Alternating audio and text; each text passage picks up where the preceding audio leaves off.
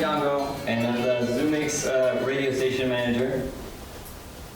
And my name is Brittany Thomas. Thank you so much for spending your last breakout with us. It's an honor. And I'm the Director of Creative Media and Technology at Zoomix. That's right. And so if you're here, one, you know Spanish or something. But this is Constelación de Historias, Stories of Life and Housing in East Boston. Constelación de Historias literally translates to constellation of stories. So think of like maybe looking in the sky and then seeing a bunch of beautiful stories that you can kind of reach out to. Zoomix is a nonprofit organization that has been in East Boston for 28 years. We operate out of a renovated firehouse right in Jeffries Point. And what we do there is we work with young people to teach them about music and music technology. So in our case, we really stick to teaching them about radio and learning about how to use audio. So Zoomix Radio is an organization that is really dope because it's in the basement. We've had a license for 2 years, and we've been on FM for 2 years. And hey, so yeah, it's nice. And so what we end up doing is we end up having a lot of young people hosting their own radio shows. Wow. And so they get a whole hour to just go on and talk about maybe the latest Marvel movie or maybe something personal. Also in the mornings we have community radio programs as well. And so what we ended up finding is that around this time last year that we saw a lot of people talking about the pain and kind of the fear of displacement, specifically in East Boston and around in the surrounding areas, but displacement and gentrification. East Boston is going through a huge change. It is right across the water from downtown area, and there are huge condos being placed literally steps away from where we work and where a lot of our young people live. Yeah. Wow. Yeah, so we had a few different goals when we were thinking about this as an issue that was really present for us, and about what tools we have as artists and as people who work with audio. And some of the goals that we have were clear right from the beginning, and some sort of unfolded as we got started in the project. So the main thing is like across urban areas, like all across the country, displacement is a big issue right now. It's a national scale problem. And yet the solutions are local, right? And becoming proactive on finding a solution is local. And we could see that in the people who were in our studio talking about what are we going to do about this, basically. And so we wanted to use creativity and the tools that we have to kind of like shift that feeling in community meetings that's like really tense and really kind of scared, and sort of enter a new space of thinking about solidarity. What do we have? What do we already have here? What are people doing? And how do we lift that up even more? The other thing that became clear as we were working on the project is the City of Boston started Plan East Boston in about September, which is the master planning process for the neighborhood, which will define housing for the next like 10 years or so. And so we're thinking about how could this project work in alignment with that to actually make it even more participatory and actually say like housing is a racial justice issue, it's an education issue, it's a health issue, and how can all of those priorities really be brought into that conversation even more and engage the people who really need to be there. And then lastly, we wanted to pay young people. We wanted to pay artists. And we wanted the stories to be produced by the people who are already working really hard on doing good work. So right now, we're going to attempt to show you a little video that shows you some of the people and places project.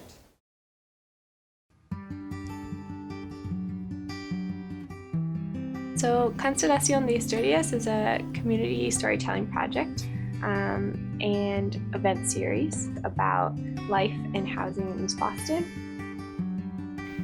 Yo llegué a los Estados Unidos en 1990, hace ya 28 años. El barrio era un poquito más italiano-americano y también había comunidades chinas y cambodianas.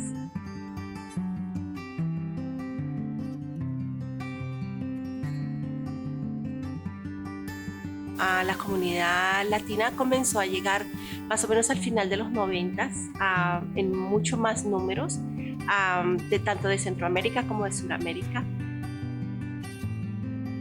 The first event is an audio challenge in which we'll bring people together and they'll form teams, learn about how to record their own audio, and then go out into East Boston, into some of their favorite places around the neighborhood, and record stories about those places.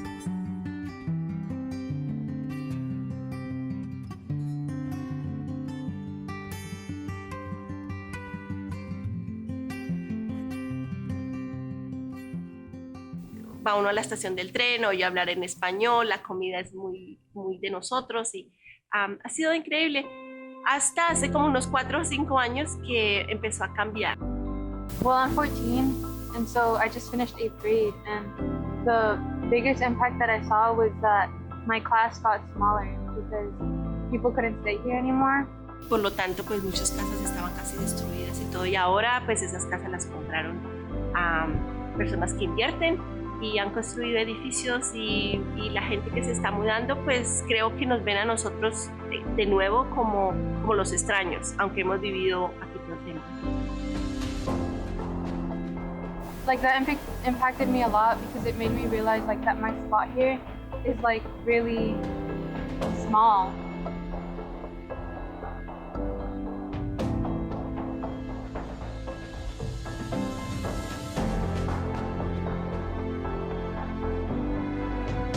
The beauty of this project is that it's really open.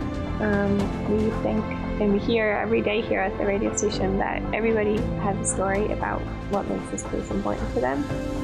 Creo que la importancia de contar nuestras historias es realmente dar validación a quienes somos. And the goal of this project is to bring people together in space, to meet new people and to add more people into telling the story of what East Boston is, what we love about it, and what we hope for its future.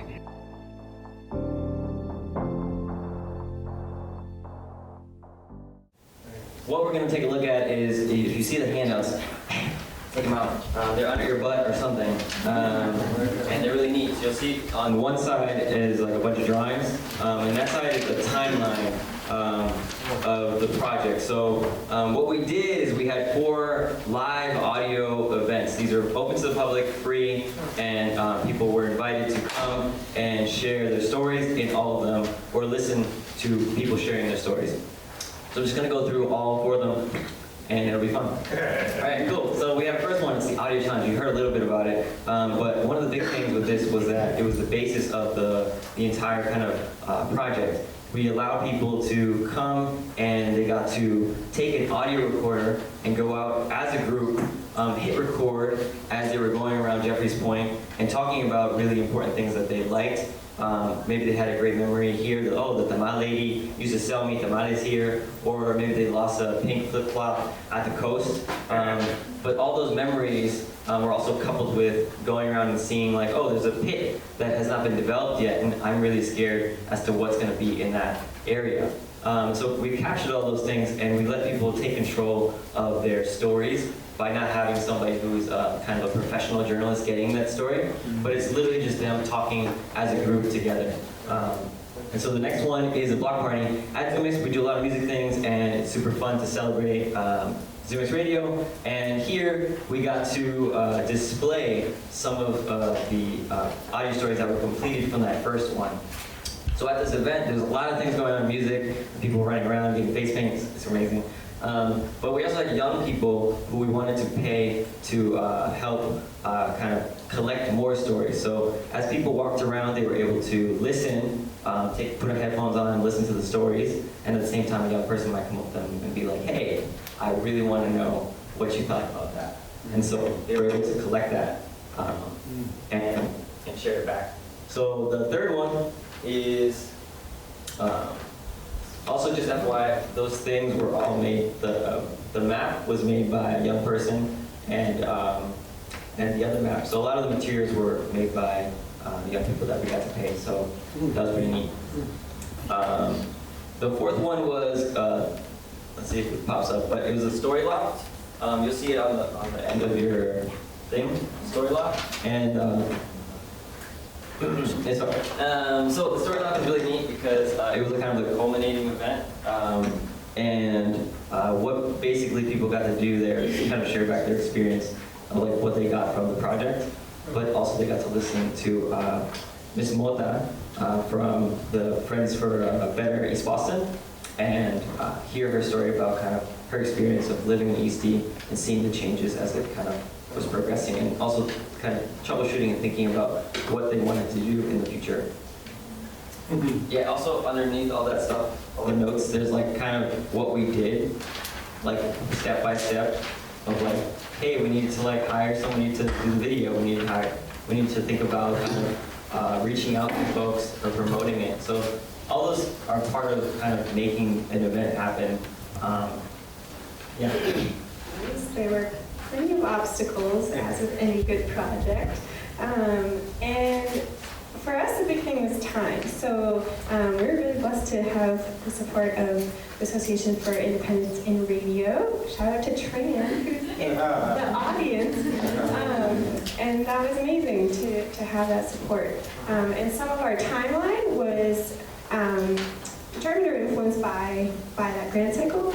So we produced from July through December, and it was tight. So we wanted to do all these things, like, have all these plans, and it was pretty tight. So we had to be realistic on what that timeline would look like and how we would sort of focus our energy to accomplish what we wanted to. So we ended up thinking about sort of two phases of the project. One being the production of the live events. We're really focused on outreach, getting people there, producing a really fun, awesome, engaging event. And then sort of there's another season where we focus more on documentation. So it's really important to us that that was a priority, and thinking about this as a piece of the history of East Boston that we really wanted to kind of archive it and have it and organize it in a way that made sense. So we decided to break it up like that so we could accomplish both things. And then the second piece was thinking about timing in terms of all of the collaborators we were working with and what was realistic to ask of people, basically. How much time do people have to work on this? So we thought about feedback in a number of different ways, both informal, like we would go and just be with somebody during the weekly radio show and kind of check in like that, and then more formal, like you see up here, like some comment cards from the live events. We were asking participants in any way they were plugged in to share what they thought about it, what they'd love to see or do in the future. And then sort of more artistic feedback as well. So at one of the events we made zines and just had different ways that people could kind of like engage with the process and tell us what's on their mind. So yeah, so we're going to talk about a few of what we thought were the impacts. The first thing to say is that it's a big issue and there's a lot more to be done, and we think we accomplished some really cool things, and in the grand scheme it's very modest compared to what needs to be done. But one of the big things was about relationships. And for us that meant relationships across generations, like this tiny cutie that showed up in Maverick Square talking to Maverick, talking to Mauro, and all the different ways that our young producers could engage and interact with our adult community members in ways that was really mutually beautiful. So for our adults to see like young people actually have a really clear sense of what is fair and just and needed, and for our young people to see adults who are also like wrestling with this and thinking about cooperatives and thinking about alternatives to like capitalist stuff happening. So yeah, relationships were really huge. And one of the other project impacts was she just changing kind of an everyday thing of like walking through Maverick and kind of and thinking like, oh, this is just my daily routine, but kind of giving somebody an audio recorder and telling them that them speaking into it is an artistic choice. I think for a second kind of changes the person's perspective to be like, you know what, actually my story is important and I can be an artist as well, and that I can say stuff and speak truth to power in some aspect. So the hope is that that might happen just little by little with all the participants. And the last one was? The last one was thinking about both what this was able to accomplish and what became apparent to us as a need in terms of how to make planning better for people. These postcards come out of Planning's Boston, which is like the city's formal process to master planning. And they have several things that they're working on to try to increase community engagement, including creating an advisory board, which is made up of members of the community. So one success that came out of this project was at our sound walk, which we didn't touch on as much. The planners were present and they were able to do outreach to get folks for that advisory board. And one of the connections that was made there ended up being somebody who now sits on the advisory board.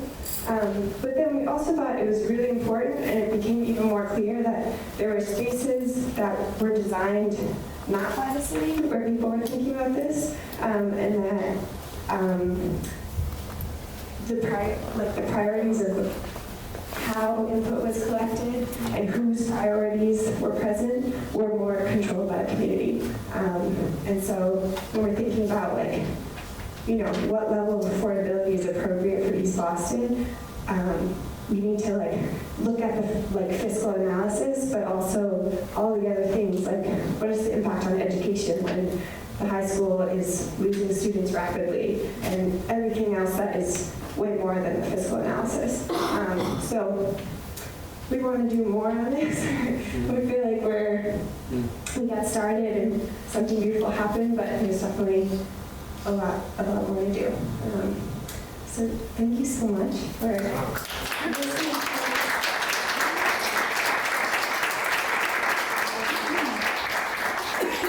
welcome your questions. Perfect.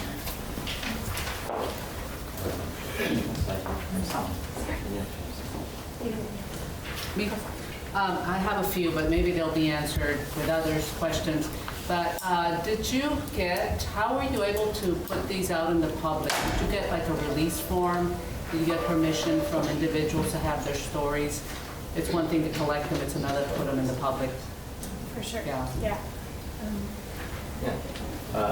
So I mean, we were working on video, so we would basically tell them just anytime you start a conversation, hey, are you cool with me recording this? It's going to be broadcast on 949. Getting just a yes on that is enough to kind of put that in kind of our wheelhouse of broadcasting it. Yeah. We also I guess there was multiple levels of it. That was for if we were doing a man on the street interview. But for the people who were involved in the audio challenge, we actually had them, we told them our plans for how it would be shared at the block party, and we said do you like this? Do you want to share it? And they could opt in or out at that point. Yeah. I can see it expanding beyond just video, the concept in and of itself, because I think that if you would have videoed them and put it on TV as a regular broadcast, like the East Boston specifically TV area, it would have been dope. And I think people would watch them. My question was, are these students in the area, or are these youth that are just on the corner? Where are they from? Yeah. Yes, it's totally awesome that videos and broadcast them more widely. Just the young people that we work with, for the most part, come to ZoomX to take free programs, and so we know them in that capacity.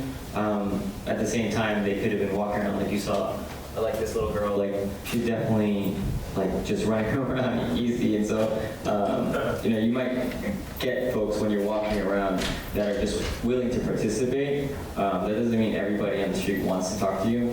That's not true. But you will get people who are enthusiastic and want to kind of play. So this map that Maudo is holding is actually an electronic magnetic piece where someone could press one of the stars and it would play a song, an audio piece. Wow. So I think if you invite creative ways for people to interact with you, then you get more folks in the community. So yeah.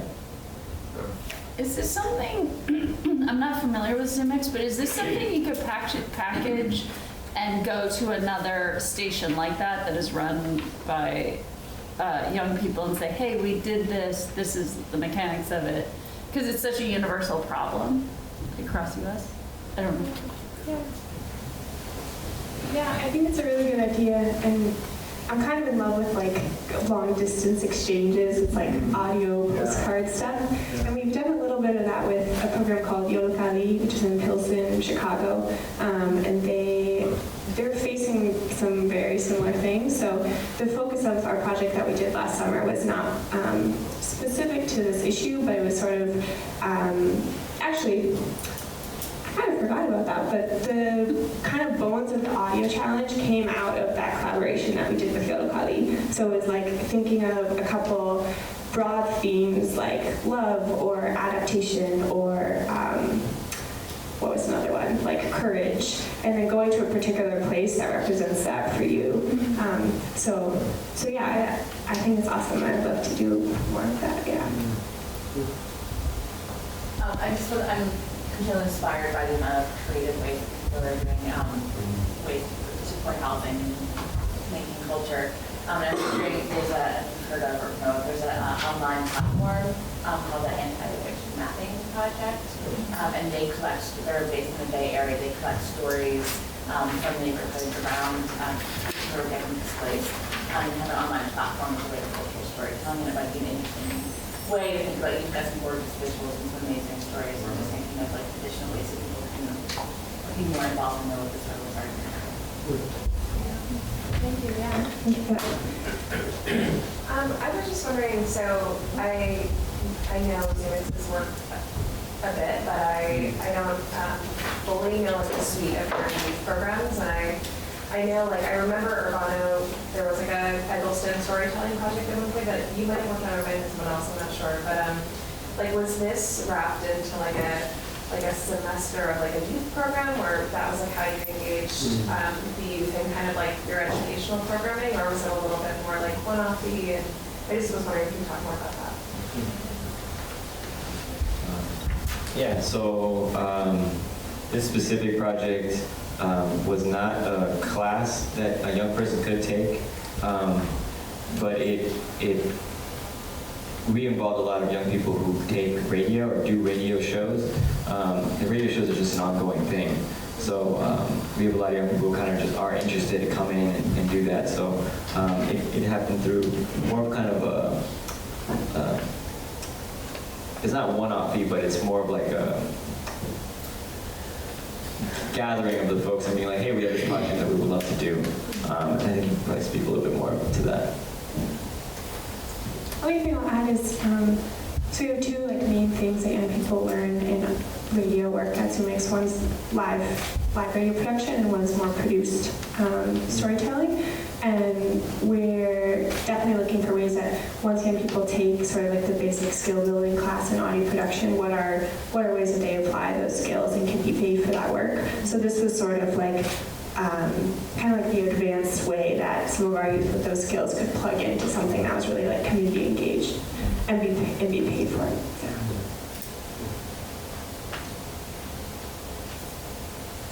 Where do you get your funding, and do you pay stipends to anyone? Like Ms. Mota, for example? Yeah, totally. So this project was entirely funded by the local or live grants from the Association of Independent Radio, and that project was basically focused on bringing journalism into sort of like live gathering spaces and sort of shaking up the idea of how people tell and listen to stories. And so we're super grateful to them. It did allow us to pay people a lot more than we're typically like able to. And so we paid two organizational collaborators. One of them is a group that's working on popular education around cooperatives in East Boston, and they worked in collaboration with us, and also another group that's organizing around a particular parcel called Suffolk Downs, which is an old racetrack that's being redeveloped and is like very massive and consequential. So both those groups were like paid collaborators, and then all of our young people who produced for the project were paid, as well as the artists who made the visual art and the person who helped us with a really cool like sound map. What was the name of the publication? The Center for Cooperative Development and Solidarity, CCDS. Yeah. And that was who you saw in the video, was the founder of CCDS. Yeah. Brittany, I just have a question that's not related to the project about something you said, that there's a declining population in the high school. Mm-hmm. And that just surprised me. I'm in the western part of the state where we have a rapidly declining population, but I thought that in the Boston area, they were not experiencing the same thing. Yeah. In East Boston, we are. I think it declined. I'm hesitant to say a number because I don't want to misquote it, but it's several hundred students over the past 5 or so years, which is really a result of displacement, because many families are moving to Revere and Chelsea, Malden, and the people who are living in the new housing don't have kids. Yeah. It's kind of a two-part question, but did you find or like notice that people in general became more engaged in community development meetings because of this project? And then also, were there other organizations or are there other organizations in East Boston who've been like working on community activism and engagement in getting people more involved with the community planning process? And like, how did you interact with them if that happened?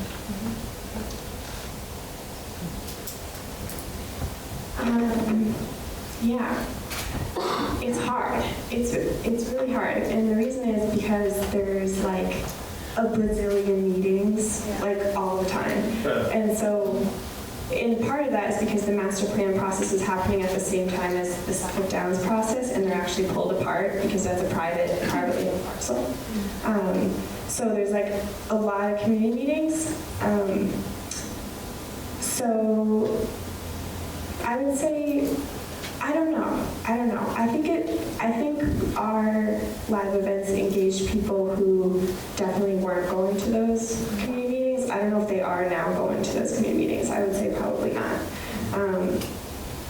So it remains like a piece of work, like how to do that. Yeah, and yeah, there's definitely other community groups who are working really actively on this. CCDS is a part of, CCDS and Stand for Democracy, the two collaborators, are part of a coalition at the neighborhood level that's meeting to basically try to like uphold those priorities. What are the priorities, and where they can kind of like pressure and influence like how the input process is going. So yeah, there's a lot more to come, I think. Yeah. Have you gotten any assistance from the new city councilor in Boston, Lydia Edwards? Yeah, she is. She's awesome. Good. She actually, the fun thing, she used to. The first way I met her was she had a radio show on Civics Radio. That was about, it's called National Domestic Radio, and it's about domestic workers' rights and sharing information about that. So that's my first point. But she's been like a real kind of like shaker in terms of like what bar are we setting for affordability, how are we being like more moving faster and like more proactive on this. Yeah. For the radio station itself on that end, Dan, how far is the range? So the range is around 5 miles, and we broadcast off of a really cool tower on top of Easy High School, and so it's 5 miles around. It's low power FM. It's not like a super high wattage thing, and we also stream online. So anybody here could be tuning in right now. We don't know what's happening. We're here, but I'm sure it's okay. I'm wondering how, because there is so much displacement occurring, and people who had been in East are getting. I live in Salem, and there's certainly people in Salem and Beaver who were in East, 5 years ago. How the kind of like radio station as sort of a concept can be something that keeps people connected to the community even as people sort of get spread out further around the Boston area. Totally. Yeah. I think that's something that we see all the time with young people. We've had young people who've moved multiple times from like EC to Revere to another spot in Revere, and using kind of the station or having a show and coming back and using that as kind of a space to be social in.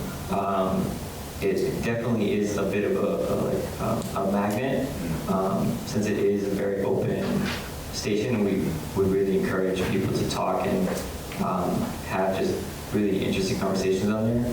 So I think it does bring folks together. Even in community radio, we have alums that have kind of moved away and are come back, or even just to visit.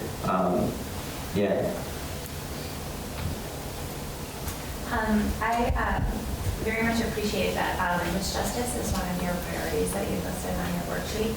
And I was wondering if in some of these public events that you've had, having that as a priority, if you found that it's influenced or impacted the way that information is shared with the community through the master planning process, or the way communications are being sent out to the community, or if those things were already in place. Yeah. In regards to the master plan, I'm not really 100% sure if everything or if what we've done kind of like affects it completely in that aspect.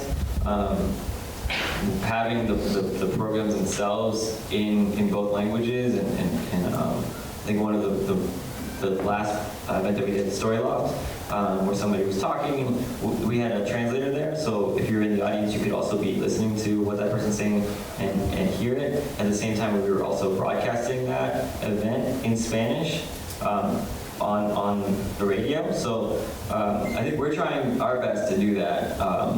We did invite folks to be at the sound walk from the planning process. And osmosis is it's a long process. So I think what we're doing is great, and we have to work even more to make it more of a priority and check ourselves as well. As like, have we done enough? Have we like really thought this through and made it accessible to folks that don't like speak English?